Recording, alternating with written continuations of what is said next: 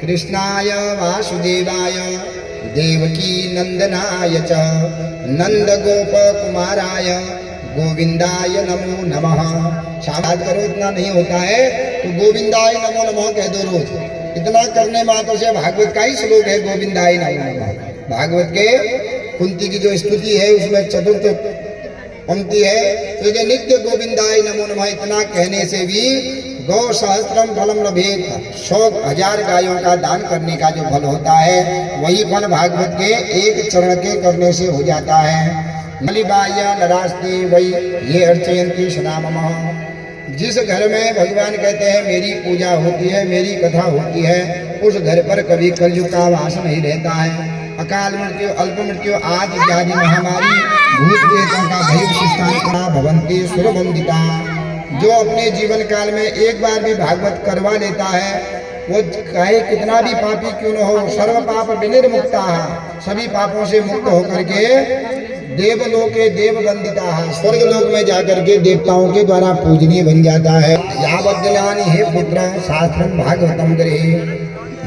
जो इस भागवत की, जब तक घर में भागवत की पुस्तक रहती है, हम लोग पुराण करते हैं, नित्य भागवत की पूजा करते हैं, ध्यान करते हैं, कथाओं को श्रवण करते हैं, तो भगवान कहते हैं कि उतने दिन तक उनके घर में सभी देवताओं के साथ मेरा वास हो जाता है। और जब तक हम ये भागवत कर रहे हैं, देवता लोग, भगवान कहते हैं कि उनके पितरों को मैं स्वर्ग में ले जा करके देवताओं के द्वारा उनके पितरों की पूजा कराते हैं। और पूजा कराने के बाद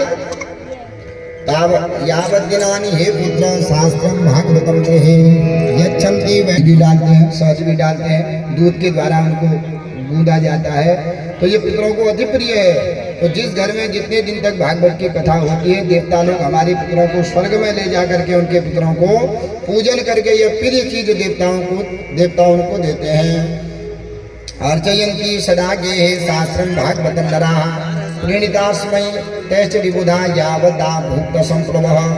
तो कहते हैं इस जन्म के उस जन्म के न जाने जितने जन्मों के भी पाप है, एक बार भी मानव अगर इस श्रीमद् भागवत की कथा को कर लेता है, सामर्थ्य है तो अवश्य करना चाहिए। इस भागवत करने से तीनों ऋण मुक्त हो जाते हैं। सामर्थ्य नहीं है तो कहीं पर संजायत हो रहा है तो वहां जाकर के कोई सहयोग करना चाहिए, कुछ धन के द्वारा उसमें सम्मिलित हो जाओ।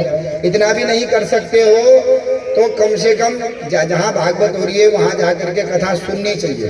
तो सुनने मात्र से भी मनुष्य के जन्म जन्मांतर के पाप नष्ट हो जाते हैं, इस लोक में वह पूजित हो जाता है और अंत में देवताओं के द्वारा भी वह पूजित हो जाता है। मत कथा वाचन नित्यम मत कथा श्रवणेन मत कथा प्रीत मनसम नाहम कक्षामि तम नरम।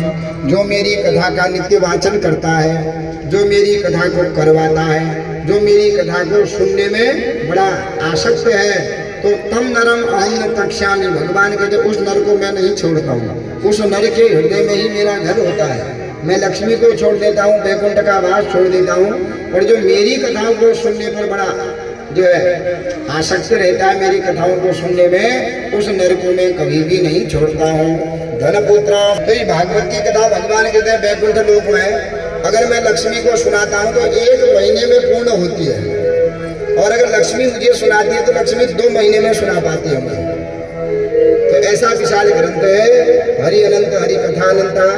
इस कलयुग से पार करने का एक ही आधार है, वो केवल भगवान नाम का आधार है। तो सभी वेद पुराण शास्त्र यही कहते हैं कि मनुष्य मात्र का जीवन भोगों के लिए नहीं मिला है, भगवान को प्राप्त करने के लिए मिला है। संसार में रहते हुए, ग्रस्त में रहते हुए, जिम्मेदारियों को पूरा करते हुए उस परमात्मा को कभी नहीं भूलना चाहिए। जिस प्रकार कमल कीचड़ में खिलता है पर उस कमल पर कीचड़ का स्पर्श नहीं रहता है, इसी प्रकार जो इस संसार रूपी कीचड़ में उत्पन्न होता है, पर भगवान की भक्ति जिसके हृदय में है वो संसार रूपी जो है फंसता नहीं है।